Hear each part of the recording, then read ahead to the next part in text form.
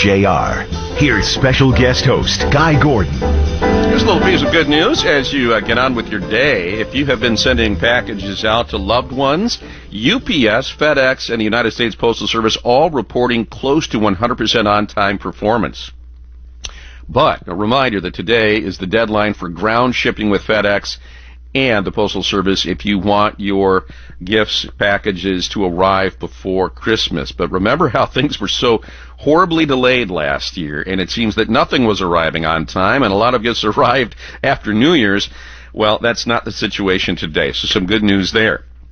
Nevertheless, we still feel under pressure. We still feel like we're behind, even though everybody else is on time with our gifts. Maybe you're a little delayed in getting them into the mail, and you're putting a lot of pressure on yourself. We also know the news has been awful the past few weeks. How do you manage it all so that not only are you in the Christmas spirit and truly enjoying the holidays, but you're not killing yourself with stress? Dr. L.A. Barlow is a psychologist with the Detroit Medical Center, and we are filled with gratitude that she's waking up with us this morning. Doctor, good morning. Good morning.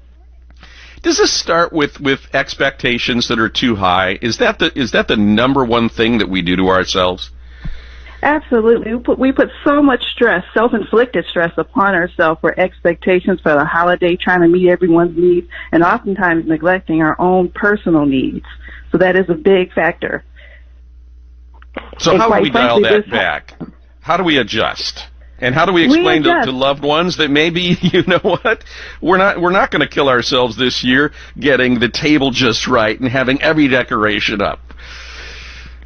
I think with the pandemic and the multifacets of stress this year, that should be pretty understandable. Ideally, within the family, say, you know what, we need to simplify things this year. Let's do other things to kind of reach out and connect with one another, which is a lot more important in light of the past, year that we've had. Those are things that are a lot more important, and maybe just really stress that, connecting other ways instead of just having the perfect gift and let's talk. Let's do other things that are not so stress-inducing. One of the things that my son gave me years ago was the gift that you can't buy at the store, which was time. He gave me coupons saying, I'm going to detail, we've got a boat up north that we all ski on. I'm going to detail the boat with you on this date because he knows I do it myself. So things like that where you're giving the gift of support and time and easing others' burdens. Not a bad idea. It's priceless, too, especially with the year that we've had. Just reaching out, FaceTiming, and just saying we're going to have a certain time every week that we're going to speak with each other on FaceTime and kind of connect and go over maybe past history, and let's talk about other things that are valuable. The other thing that I guess, I was with some guys last night and went out to dinner, and already people have said, gosh, we went to this holiday party, and in walked somebody that was coughing and hacking and saying, oh, don't worry, I don't have COVID. Well, I haven't been tested yet, but I don't have COVID. But the idea that we still need to protect one another and don't add to other stresses if you're not feeling well. Absolutely, and those particular situations causes a lot of anxiety because of COVID. Everyone is a little bit concerned and a little bit frightened, so that does add to stress and adds to the holiday stress. If someone comes in and you're going out in public places, if they don't seem as if they're feeling that well, that adds a lot of unnecessary stress. So I often stress, hey, if you're not feeling well, even if you just have that nagging cough, stay home. Let's alleviate that level of stress because I'm sure as a person that's coughing, even if you don't think it's COVID, you don't want to be around others and cause concern or anxiety for them. So consider other people. And they want to be well so that they can gather safely with their families. And by the way, a mask isn't going to fix that. If you're coughing, a mask is only going to do so much good. So, please behave with some responsibility. As much as everybody wants to go to parties and gather again, I get that. How do we process all this news? I mean, I know that my my tolerance is nearing an end.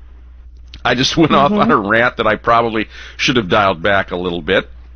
Because there's so much, not just heartbreaking news, but infuriating news.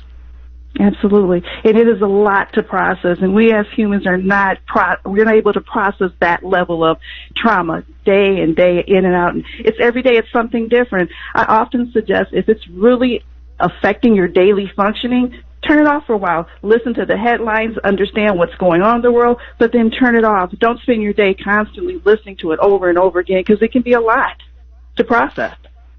Right. How important is it, though, to maybe take that negative and turn it into a positive? If you're deeply disturbed by the stories we're hearing from Kentucky and other states that were devastated by these storms, make a donation to the American Red Cross or donate blood. I mean, there are things that you can do that will at least leave you feeling less powerless.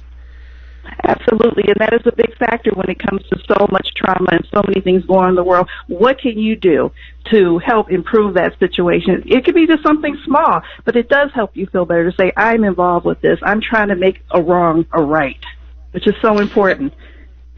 At what point do we need just to maybe sit down and talk about it with somebody? And it doesn't necessarily, I guess, does it have to be a licensed professional? But is it okay can you call a friend and just say, I need to talk this out because I'm bumming? Absolutely. You can call a friend, but oftentimes that friend that you're calling, they're dealing with things too. And that can be hard. And people don't want to burden their loved ones with things because they're dealing with things as well. So I often suggest call a mental health professional. Reach out to someone outside of the family, a mental health professional as such, and talk about these things, because it is hard. People don't want to burden their loved ones with it. No, they don't, and yet, it gives them a chance to commiserate, especially if they're feeling the same thing, too. What else do we need to do? Just some parting solutions, if you please, before we go on with our day? Parting solutions, always self-care. Find some way to care for yourself every single day. It could be something small as taking a walk in the sunshine. Michigan's not too bad right now. Get outside. Self-care. Thank you so much. Dr. Ellie Barlow at the Detroit Medical Center, helping us help ourselves as we deal with the everyday stresses, but also the stresses of a deeply discouraging news cycle and also the holidays. Thank you so much. Back with more on the Paul W. Smith Show.